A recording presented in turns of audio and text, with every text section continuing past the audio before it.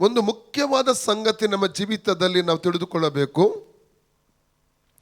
ಒಬ್ಬ ಮನುಷ್ಯ, ಈ ಲೋಕದಲ್ಲಿ ಹುಟ್ಟಿದ ಒಬ್ಬ ಮನುಷ್ಯನ ಒಂದು ಅದ್ಭುತವಾದ ಅಥವಾ ಆಶೀರ್ವಾದಕ್ಕೆ ಸಂಬಂಧಪಟ್ಟ ಸಂಗತಿ ಯಾವುದೆಂಬುದಾಗಿ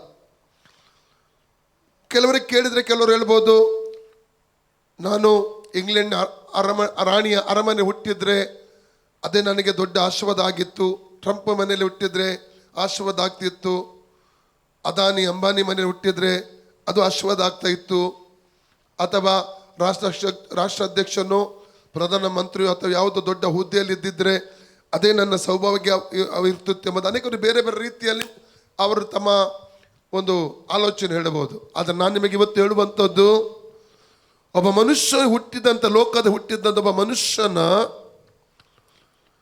ಒಂದು ಆಶೀರ್ವಾದ, ಎಲ್ಲ ಆಶೀರ್ವಾದ, ಒಂದು ದೊಡ್ಡ ಆಶೀರ್ವಾದ ಅಂದರೆ ಪುನಃ ಹುಟ್ಟುವುದು, ಹೊಸದಾಗಿ ಹುಟ್ಟುವುದು, ಅಥವಾ ಆತ್ಮ ರಕ್ಷಣೆ ಹೊಂದಿಕೊಳ್ಳುವಂಥದ್ದು, ಅಥವಾ ನಿತ್ಯ ಜೀವವನ್ನು ಯೇಸು ಕ್ರಿಸ್ತನ ಮೂಲಕವಾಗಿ ಪಡೆದುಕೊಳ್ಳುವಂಥದ್ದು.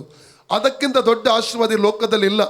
ಅದಕ್ಕೆ ಯೇಸು ಒಂದು ಮಾತನ್ನು ಹೇಳಿದ, ಮತ್ತಾಯನ ಸುವಾರ್ತೆ 16:26 ವಾಕ್ಯ, ಬುಕ್ ಆಫ್ ಮ್ಯಾಥ್ಯೂ ಚಾಪ್ಟರ್ 16:26 ಅಲ್ಲಿ ನಾವು ಓದ್ತೇವೆ, ಒಬ್ಬ ಮನುಷ್ಯನು ಇಡೀ ಲೋಕವನ್ನು ಸಂಪಾದನೆ ಮಾಡಿ ತನ್ನ ಆತ್ಮವನ್ನು ನಾಶ ಮಾಡಿಕೊಳ್ಳುವುದಾದರೆ ಏನು ಪ್ರಯೋಜನ ಎಂಬುದಾಗಿ. ಒಬ್ಬ ವ್ಯಕ್ತಿ ಈ ಲೋಕದಲ್ಲಿ, ಒಬ್ಬ ಮನುಷ್ಯನು ಇಡೀ ಲೋಕ ಸಂಪಾದನೆ ಮಾಡಬಹುದು, ಗಿನ್ನಿಸ್ ಬುಕ್ಕಲ್ಲಿ, ಲಿಮ್ಕಾ ಬುಕ್ಕಲ್ಲಿ ಹೆಸರು ಗಿಟ್ಟಿಸಿಕೊಳ್ಳಬಹುದು, ದೊಡ್ಡ ದೊಡ್ಡ ಒಲಿಂಪಿಕ್ಕಲ್ಲಿ ದೊಡ್ಡ ಪದಕ ಪಡ್ಕೊಳ್ಬಹುದು, ಸಾಧನೆ ಮಾಡಬಹುದು, ಅಥವಾ ಬಿಲಿಯಗಟ್ಟಲೆ ಹಣ ಸಂಪಾದನೆ ಮಾಡಬಹುದು, ಎಲ್ಲ ಮಾಡಬಹುದು. ಅದೇ ತನ್ನ ಆತ್ಮ ನಷ್ಟಪಡಿಸಿಕೊಳ್ಳುವುದಾದರೆ ಎಲ್ಲವನ್ನ ಈ ಲೋಕದಲ್ಲಿ ಬಿಟ್ಟು ಹೋಗಬೇಕು.